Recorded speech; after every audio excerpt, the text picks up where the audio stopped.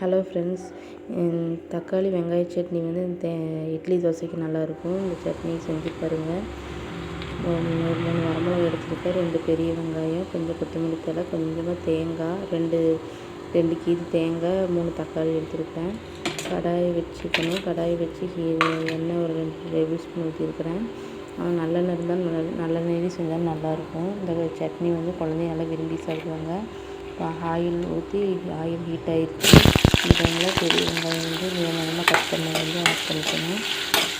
ரொம்ப வதங்க வேண்டாம், கண்ணாடி பதலை வந்து வதங்கினாலே போதும்.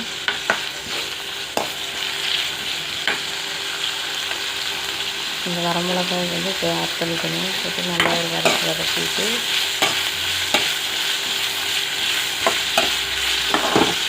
இந்த சட்னி நீங்கள் ட்ரை பண்ணி பாருங்கள். ரொம்ப நல்லாயிருக்கும். குழந்தைங்க விரும்பி சாப்பிடுவாங்க.